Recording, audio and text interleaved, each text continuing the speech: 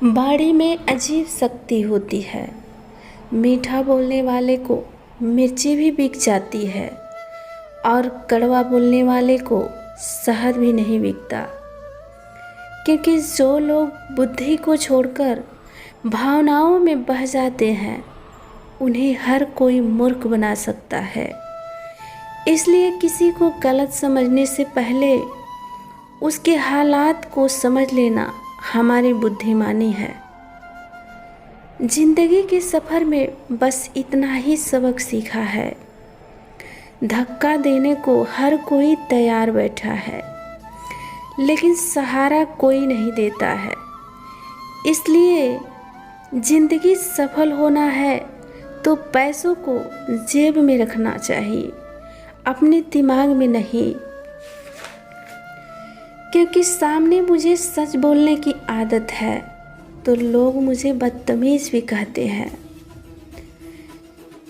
गहरी बातें समझने के लिए गहरा होना बहुत ज़रूरी होता है, और गहरा वही हो सकता है जिसने दिल पर चोटें खाई हो।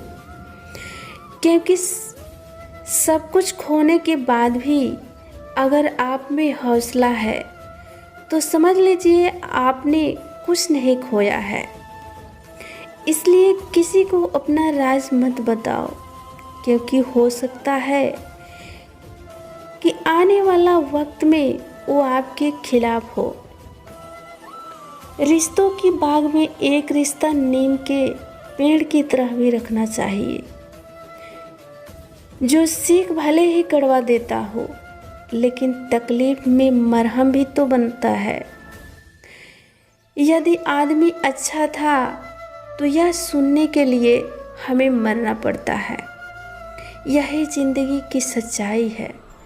इसलिए भरोसा खुद पर इस तरह होना चाहिए कि हार को भी जीत की तरह से हारे।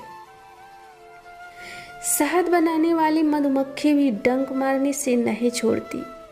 इसलिए सदैव होशियार रहे, क्योंकि बहुत मीठा बोलने वाले लोग हानि भी पहुंचा सकते हैं। और समय से ज़्यादा उन्हीं रिश्तों को कदर करना चाहिए जिन्होंने समय पर आपका साथ दिया हो। क्योंकि ज़िंदगी अगर दोबारा मौका देती है तो पुरानी गलतियों को दोहराने की गलती नहीं करनी चाहिए। अंदर भी एक बुरी बात यह होती है कि वो आपको कभी महसूस नहीं होने देती कि आप गलत हो। इसलिए याददाश्त का कमज़ोर होना बुरी बात नहीं होती। बेचैन तो वो लोग रहते हैं जिन्हें हर बात याद रहती है। एक सच्चे मित्र की पहचान सिर्फ संकट के समय होती है, और एक मूर्ख आदमी की पहचान खुशी और दुख दोनों समय की जा सकती है। रिश्ते कुछ ऐसे हो गए हैं इस दौर में कि आवाज़ अगर तुम नहीं दो तो वह बोलते भी नहीं हैं। इसलिए लोगों को वक्त देना सीखो, रिश्ता खुद मजबूत हो जाएगा।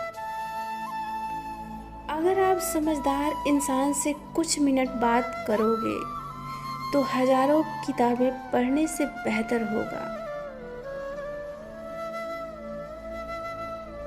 उन लोगों के दिल में बहुत कुछ होता है जिनकी जेब में कुछ भी नहीं होता है।